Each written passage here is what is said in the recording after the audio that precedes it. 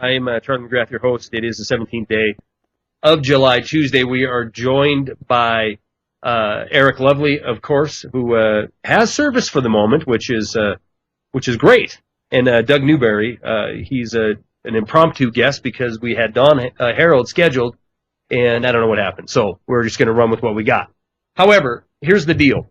We were talking during the break about the bait and switch game, the same old, where we're getting the same story that we got 6 months ago, that we got a year ago, and the same solutions, which is give more power to central banks. And all three of us are dumbfounded how not only can we fall for it for the last 100 years, and Eric Lovely, I know you're a student of this, and the nation has fallen for this for a long time, but anybody in this country right now, anybody who looks at the amount of money that's being racked up, this debt, this sovereign debt of the United States is being racked up in our name, and how this fantasy debate rolls on about how we need to raise the debt ceiling. 9 trillion to 16 trillion to when's it going to stop? Hey, let me tell you what that is, dude. They're totally, everything they say is a lie, right? Yep. They call it a debt ceiling. That's complete and utter BS. It's a debt target. They have every intention of getting there. This is not some point in time they wish to avoid. They will absolutely get to that target and beyond. It's some sort of semantic game. No doubt about it. No doubt about it. A target is exactly what it is. And every time that, if you notice when this debate comes up, because this is at the crux of what the IMF and Bernanke are talking about. They're not talking about, getting unemployment under 8.2% in this country, if you believe that phony statistic. They're not talking about bringing Europe, as far as the IMF's concerned, back to a sustainable growth economy. They're not. No, this has nothing to do. What they're talking about is we need the permission to inflict more financial terror onto the people of fill in the blank. We need permission from the governments of these countries to issue more debt. So they talk about, this is what Bernanke's talking about. Congress, you better act, you better do what we say, or it's all going to fall apart. And look how far, Eric, we've come just in the last 4.5, 5 years. We've nearly doubled our debt. Our unemployment situation is worse than it was 4 years ago, regardless of what this statistic talks about. The amount of time that we've absolutely wasted kowtowing to what I believe are a bunch of criminals has caused more detriment than we could probably ever dig our way out of, other than an outright collapse and then hold accountable, perp walk these individuals. Well, I don't know. I don't know if police are going to look at their dinner plate and make any kind of real change for their fellow man. We could talk about the police organization, how it hires people, the IQ levels that they target, the type of people, formerly abused people, and so on and so forth that they put into these positions, because they're easily corruptible, they're easily manipulated, and they'll be in it for themselves. But really, people need not look any further than, I think it was either late 2009 and early 2010, when the Federal Reserve put out, they were forced to put out one document. And I did 4 2-hour shows on this one document talking about the money that was involved. Now, we're talking in 1 year, in one loan, in one documentation, one agreement, they basically generated $25 trillion out of nothing. 24.32 trillion, which there's supposedly another 3 trillion, so I normally use the 27.32 trillion number. But that's money that you can prove that the 13 trillion was instantly generated and foisted directly onto the taxpayers' back. Another 9 trillion or so in these credit swap guarantees and this and that, and to other banks. The corporation, it's just on and on and on, and they continue to generate this money. They continue to devalue your dollar, and the only thing that screams out to me in history, because I am, first and foremost, a historian, the Marxist agenda said, spend money any way possible, drive up debt any way possible to make the people too poor to resist. They said it. Well, now if you look at the way the world unfolds, what they said has to be the exact model. There can be no excuse for it. It is exactly what they said they wanted to do. And every 6 months, every 3 months now, It's print another big pile of money, devalue the dollar even further, print another big pile of money and spend it on just the most insane things you can find. Guppy swallows in the middle of nowhere, and all of this ridiculousness that is really just insanity. And if you look now, here's another thing. If you look at the Dust Bowl issue, and well, it's really the drought issue that's coming up with the corn and so forth. What is the government's answer for that nobody's reporting on? The government's answer is not to release lake water, is not to release river water, is not to address the problem to grow more corn. Their answer is, we'll just give them all food stamps. Yeah, like you can eat them. Like you can eat them. If there's no food to buy, I think it's one of the most under talked about aspects of this whole financial crisis, and that is this.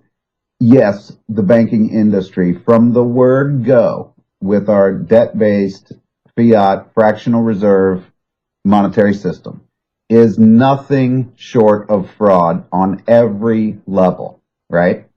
And this would not be able to be perpetrated on the people were it not for the willing and or unwitting compliance of the legal profession. The lawyers, they are the ones enforcing the agreements. They're the ones kicking people out of their homes.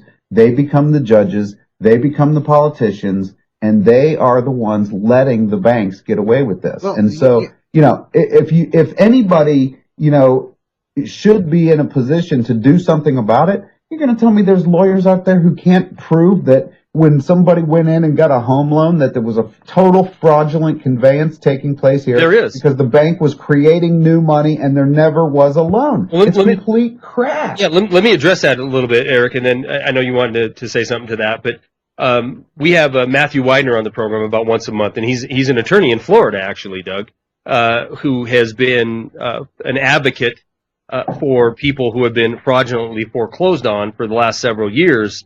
And he comes on here and he tells us these stories. He tells us these stories of how it is in your face, blatant, that these people were foreclosed on without the proper custody chain of the title, without proper documentation, with fraudulent documentation.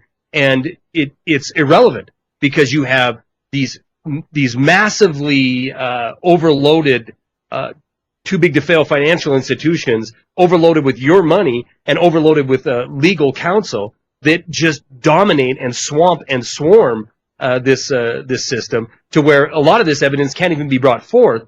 And if you're a lawyer advocate, you're up against a mountain. It's truly, David and Goliath doesn't even paint the correct picture. But this is what when Warren was on the program all the time, we used to talk about legal-based capitalism. This is what happens when you have special interests write laws, and then your so-called representatives, who I believe have sold this country out, pass this into law that govern the land. Then all of a sudden you have these corporations that have unlimited fundage because it's all on your back. They can't fail. No matter what they do, they're not going to go away. Unlimited resources, and they're going up against advocates who are trying to do the right thing, trying to do the humane thing, trying to be a decent human being, and they're up against a complete and total brick wall. Eric, did you want to say something? Well, absolutely, because, in this fight, institutions that fell, really that's what we talk about. As they took over, they took out key institutions, and here's the nuts and bolts of it for the legal system. It was one of the first to fall to the bankers. It fell so long ago. People don't even realize what law really is and the understanding of the legalese code and the UCC and how it's applied. These advocate lawyers, and some of them are wide-eyed. Some of them, I believe, really believe in what they're saying, and some of them I don't trust as much as I do the lawyers on the other side, because they all know. They know what the UCC is. They know that it's applied. They know that they're a member of the British Accounting Society, better known as the Law Society. These people know exactly what they're doing and how it's done. This is the reason why, even when you win one of these cases, are you going to get the land back? Nope. Are you going to get the houses back? Nope. Are you going to get any? You're going to get what? Fiat dollars. You're going to get paid off in some phony currency, which created more debt in the first place, and everybody gets paid off, from the judge, the lawyers take their cut, everybody gets their cut, and they go home and they pat themselves on the back about how they did something for freedom and they did something for people, but they didn't do anything. They simply just said, okay, we know enough evidence to make it look bad for you in public, so pay us off. Bribe us. Bribe us to shut up. Okay, you got a victory. Here you go. Here's your money. Here's your fiat dollars. Spend them wisely because we're printing more as you're walking out the door. That's what it boils down to. The legal system is not on our side. It hasn't been for in excess of 70 years. That is the reason why you never see these lawyers. I mean, you're not going to see at the end of this road where they get a conviction and the bankers who were involved, who stole these homes, go to prison and then go to the electric chair or spend life in prison. It's never going to happen. It's not even on the table. It's not even a possible outcome that the judge, in the beginning, they tell you what the possibility is or what the end result is going to be, how much money you're going to get or so forth. But none of it includes criminal punishment. Nowhere. It's not even in the menu. Well, if you need evidence of this, I mean, look at where we sit. And it cracked me up today when I saw a story come out talking about the government of England is going to clamp down on the banking practices because of this LIBOR scandal. Give me a break. Right. Yeah, who's went to prison? Who's went to prison, Doug? Nobody, and nobody's going to prison. I mean, look, it's all an illusion. You know who Jim Grant is from the Grant Interest Rate Observer? Yes. He was on CNBC the other day, and they were interviewing him, and he said, look, the financial system of the world is like the Truman Show, right? Where, the guy's living in a town, the whole thing's a staged reality show, and everybody knows it but him, right? We're all living in the Truman Show. And the only way he discovers at the end of the show that he's been living on a set, right, because the whole town was a set, was that he's, rowing his boat and he crashes into the canvas sky that was painted on. You know what I'm saying? Mm-hmm. And that's where we are. Like, everybody's living in this world that is totally painted for them, by the PTB. And they think that's what reality is. But that's totally not what reality is. I mean, in fact, once you've, been awake for a while, everything is exactly the opposite of what they call it. Money isn't money. Money is debt. Healthcare isn't healthcare. Healthcare is sick care. Food isn't nutritious. Food is toxic. It just goes on and on. The media isn't the news. The media is lies and spin. It never stops. You can look at any huge industry, right? And it's corrupted from the bottom to the top, and everybody pretends like they're doing something good for you. It's a joke. It is a complete and utter joke. And you know what? I was going to bring up talking about, the Truman Show, talking about Groundhog Day. I mean, Groundhog Day is really what it feels like. We got Bernanke saying, oh my God, we got to raise the debt ceiling. You have the IMF saying, oh my God, you got to throw away your representative government and give money directly to banks because that's the only solution. Look how well it worked in America. And over again, we see the same solutions to the same problems that are not going to be cured. In fact, if you have a brain in your head, you realize that they're not meant to be cured. But we see the same thing happening now with the waging of war. And this is a bit off topic, and we're not going to have a lot of time to cover it. But I'm sure you both have seen the latest in Syria. Now, we tried the color revolution. We tried the Arab Spring in Syria. We tried the evil dictator approach in Syria. We tried the beating down of civilians in Syria. We've tried the freedom-fighting militia that these are just patriots of Syria who want to overthrow the Assad government. We've tried it all. We tried all the propaganda from soup to nuts, including having a bipartisan Lieberman and McCain come out talking about how we have to get this under control, having Hillary Clinton do her utmost to stick her foot in her mouth and foment all kinds of hate against this country. And none of it's working. So what's out of the bag now? What are we going to do now? Well, here we go. WMDs in Syria. And that's all I need to say. Who's buying this garbage now? And now, to the credit of humanity, I am seeing a lot of pushback, at least in, even some mainstream media, about, you got to be kidding me. We're going to play this card once again? Eric? Well, it really is ridiculous. I mean, with all the people that suppose weapons of mass destruction, man, if there were even a 5% of the weapons of mass destruction that are claimed to be in all these nations, we'd already be blown up or killed off with some type of weird disease or bioweapon or whatnot. I'm going to make a plug here and then really step aside because I know we're running out of time. We're good. There was a man named Terry Bradshaw, not the NFL guy, okay? Terry Bradshaw. He was an ex-CIA agent. He retired or basically resigned from the CIA. And then he wrote a series of books. There are 10 books in the series. And he took what's going on in the world and what he knew, and he masked it with magic and wizards and things like that. But it's called The Seeker. And if you read all 10 of the books or get them on audiobooks, it will tell you exactly what the design is and exactly where they want you to go. And I won't ruin it for anybody, but you are on probably book 6 or 7 right about now. And people really should dig into that, because it goes into the massive corporate centralized government and an entire serfdom entitlement system. I mean, he really digs into it, and people should pay attention to it because it isn't fiction. It's labeled as fiction so he could get away with it.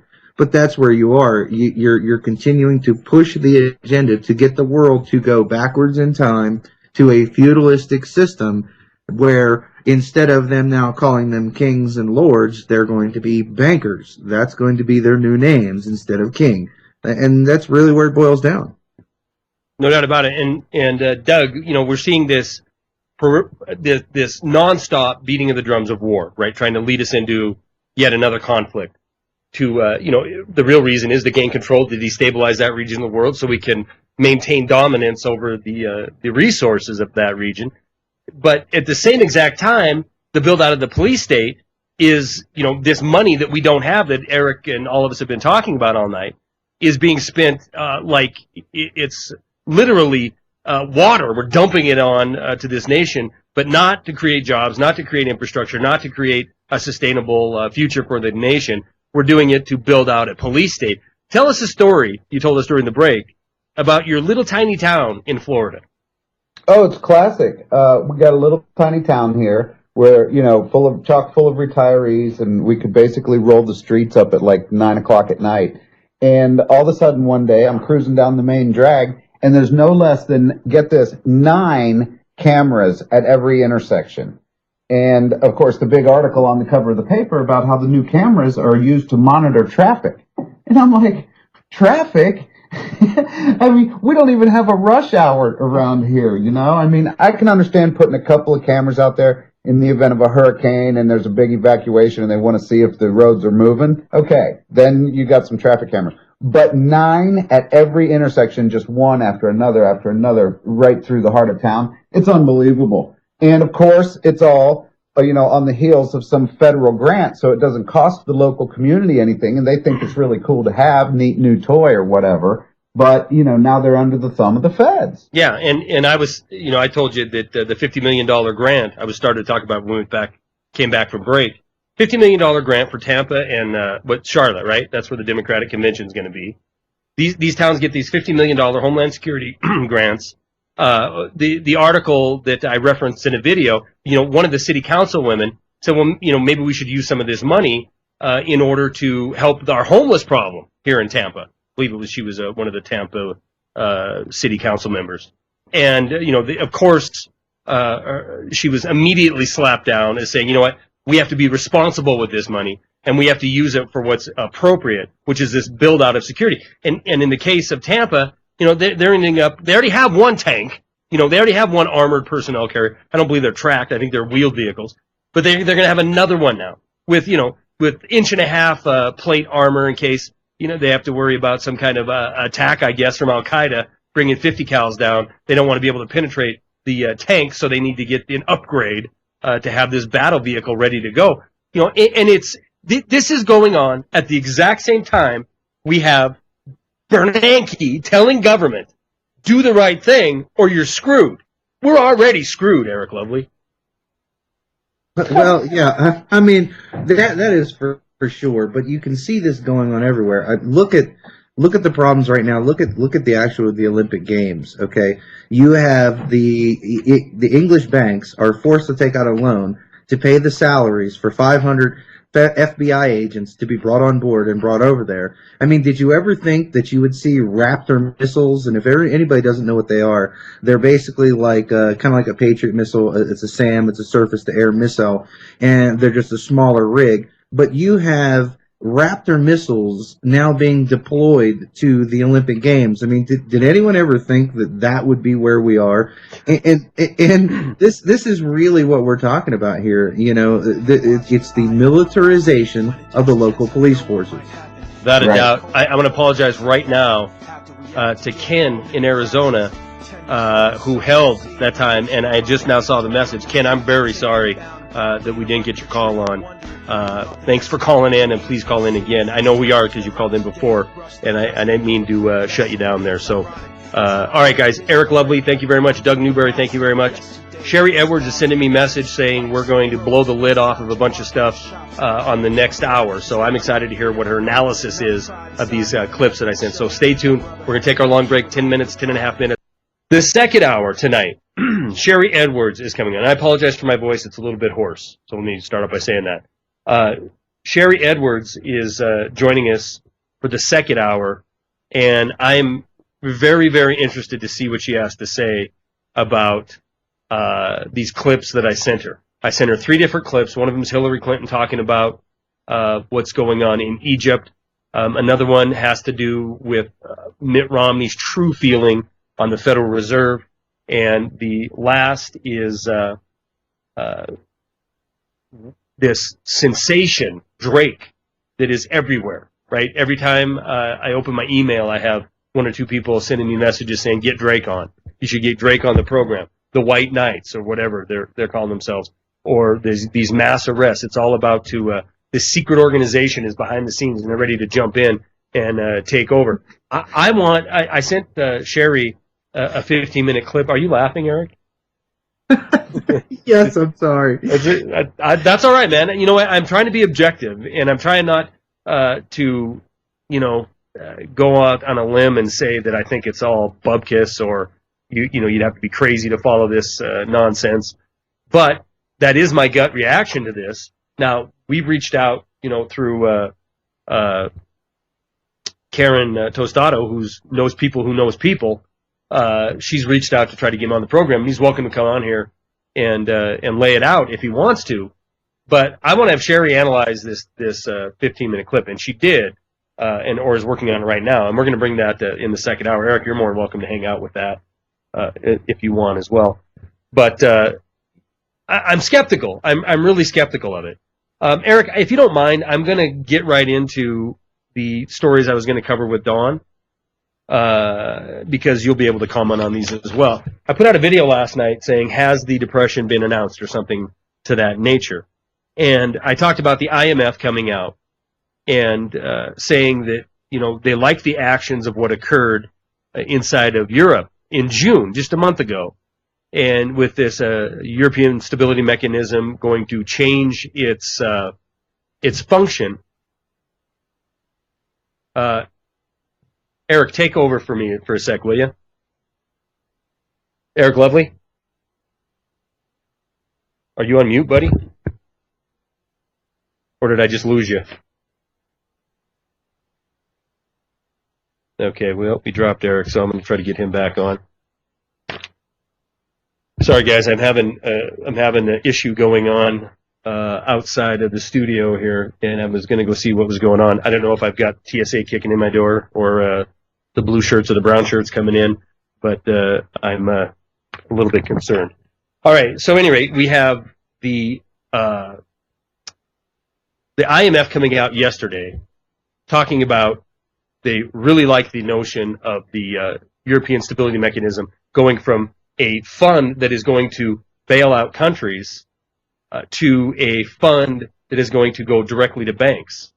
And, this was announced as news back in June, but the fact is, it wasn't news. People had to go back Doug, I think we have your speakers on in the back. I'm getting some feedback. Doug Newbarry is joining me as well. Eric was just back for a second. We got mass pandemonium happening here. So they were going to change the European Stability Mechanism from a fund that was going to bail out governments. Now, I took some grief in that video saying that this money was going to be used to go to the people vis-a-vis a government. Now, regardless of how you feel about government, government's a necessary thing, in my opinion.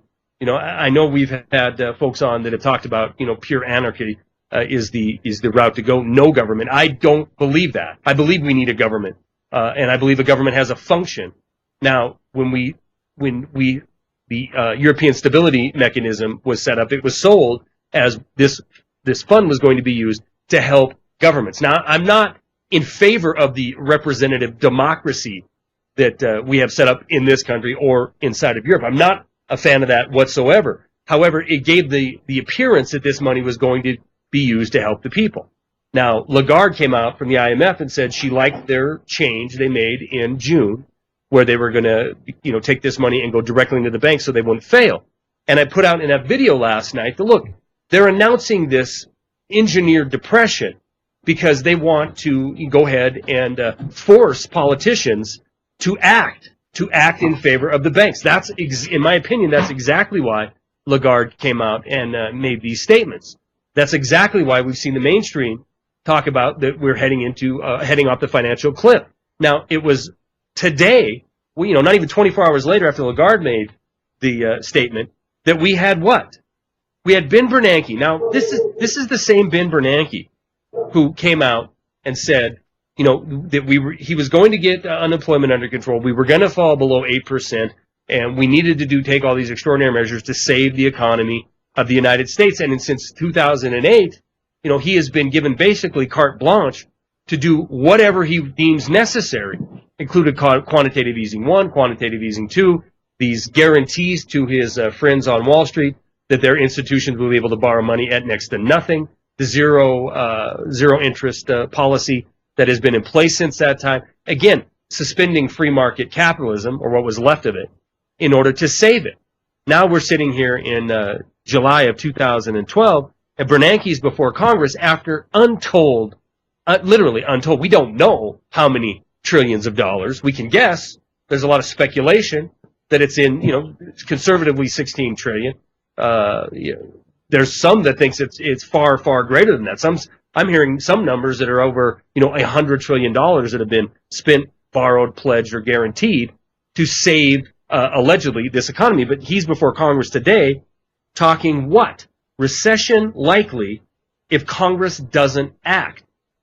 Recession likely if Congress doesn't act. Now, Ben Bernanke, this god that the mainstream business media literally, salivates every time he comes out and makes some kind of announcement of one thing or another. In fact, if you remember a week or two back, we had an article come out, CNBC, I believe, ran it. Could be wrong, maybe MSNBC, whatever. An NBC that received billions of dollars of bailout money. That's all I really need to say. A bailed out news organization came out and ran a story how the S&P would be 50% of what it is right now if it wasn't for the action of the Federal Reserve, painting a picture that the Federal Reserve is the savior of the S&P, of all the indexes, and the economy in general. This story, this fluff piece comes out, and now we have Bernanke, the god, standing before Congress saying, guys, you need to act. You guys are dropping the ball.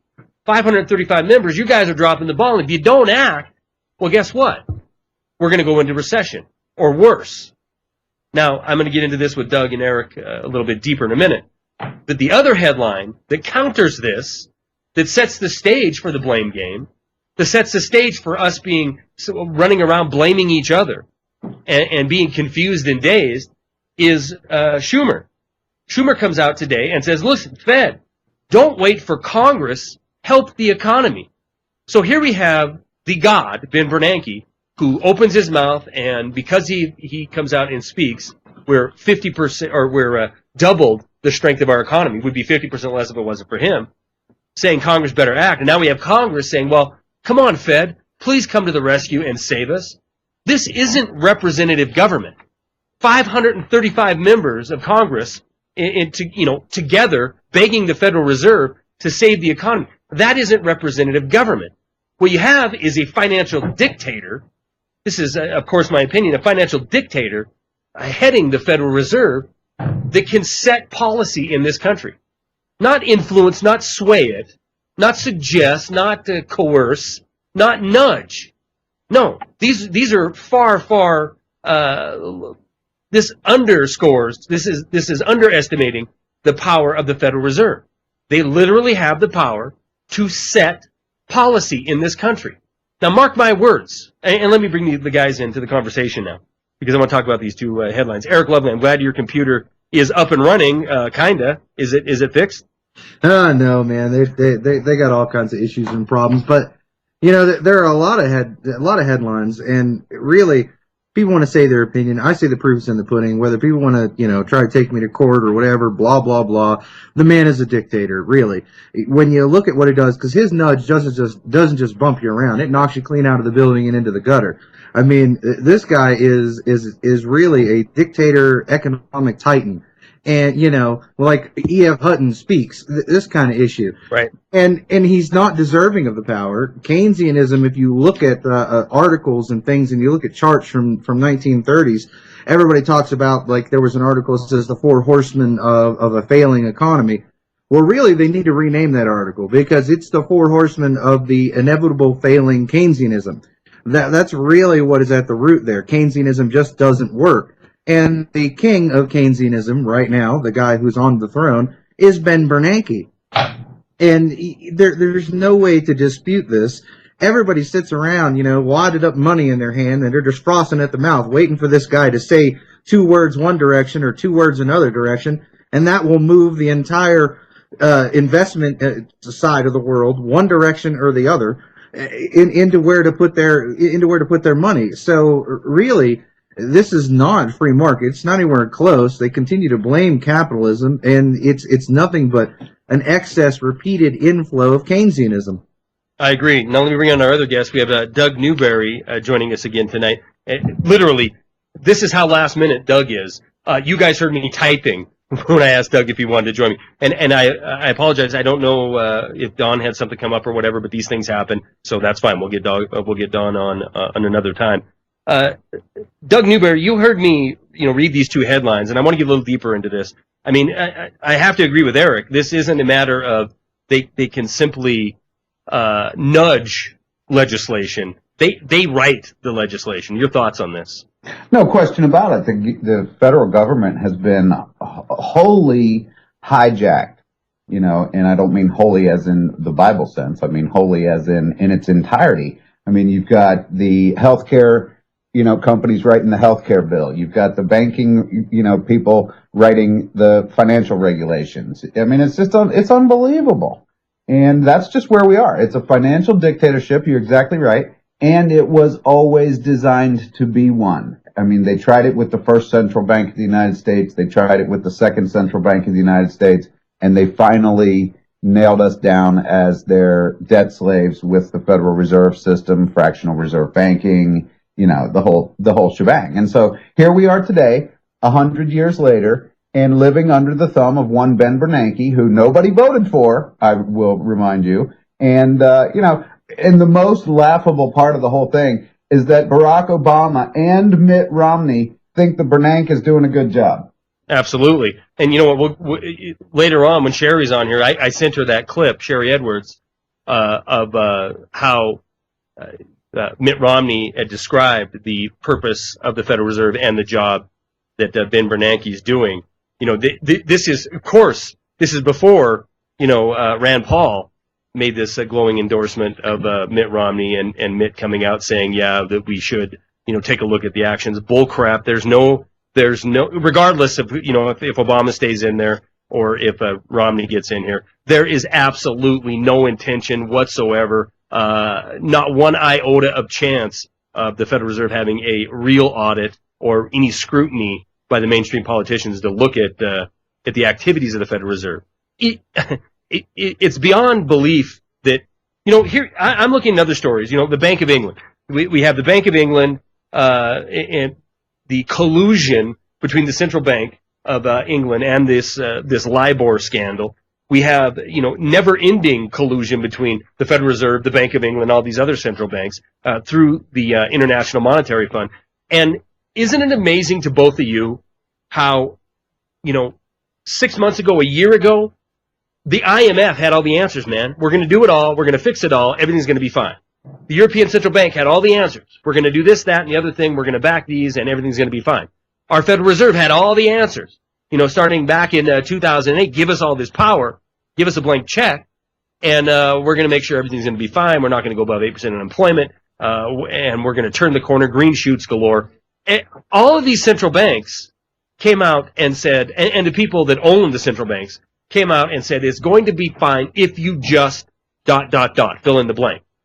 And here we sit, these same bankers, the central bank, the Federal Reserve, the European Central Bank, and the Bank of England, rather, all saying that, we're all going to go off the cliff if we don't have the politicians step up and do the right thing. And in every single case, the right thing is issuing more debt to the citizens of the country that's involved. Eric?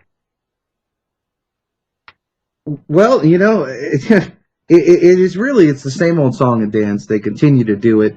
They basically, for years, have taken the economy and it would explode and have a hole in it. So they would rip some other part of the economy off and stick it over the hole to just create more holes elsewhere. I mean, this is, the whole entire idea is really ridiculous, that you can print your way out of existence. This is the conversation we're boiled down to in an intelligent debate about what's right and what's wrong. If we were allowed to sit at the table, the conversation shouldn't be about Ben Bernanke and the Federal Reserve. We should really be down to the nuts and bolts conversation of saying, okay, does Keynesianism work? And the answer is no.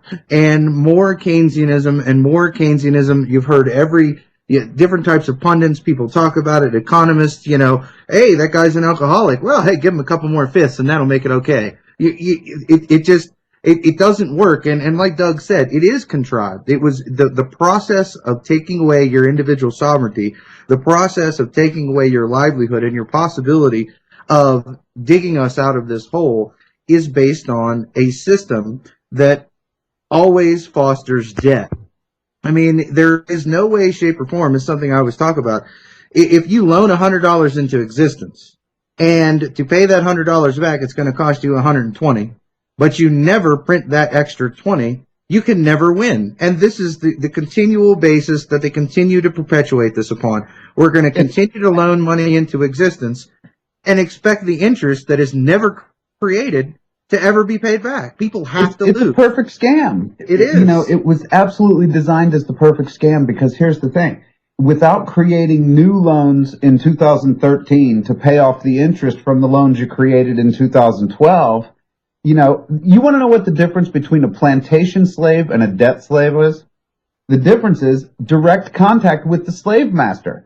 I mean, at least if somebody owns you and has you working in his cotton field, at least you know the guy, right? But now we're all debt slaves. We're out running on the treadmill and sending in our payments and our taxes and paying interest on everything, right? Everybody running on the treadmill like a bunch of hamsters in a cage, and all the money's flowing to the bankers. It's absolutely systemic ripoff of everyone on the planet for the benefit of the private banks. And it's unbelievable, quite frankly, that this has been going on for 100 years and people are still falling for it. Yeah, I agree with that. In fact, two points. Number one, if we were outright slaves to the master, at the very least, you would anticipate a roof over your head and gruel in front of you, right? But it's even worse than that because you said it. We get on the treadmill and we go through the emotions of dealing with the stress of making payments for this, that, and the other thing just to pay in. We're paying to be the slaves, and there's no guarantee of anything other than the system is corrupt and it's going to continue down this same exact course. And you talk about, isn't it amazing that this goes on for 100 years? Doug, I'm telling you, man, there's nights I'm flabbergasted that the kind of stories that can come out, that this is just recycled crap from 6 months ago or a year ago. It's the same exact answer over and over again. I'll give you a good one. The European finance ministers have held summits to solve the economic debt crisis they're having over there. 19 times. 19 times. I mean, please. It's like, look, if these guys aren't fired for complete and total incompetence, I mean, I'm going to tell you something. If I tell my boss I'm going to do something and I fail at it 19 times in a row, when I bring in all the smartest people I know to help me, guess what? It's time for me to go. No doubt about it. All right, guys, we're going to take our first break. Doug, hang tight. Eric, hang tight. We'll be back in 5.5 minutes.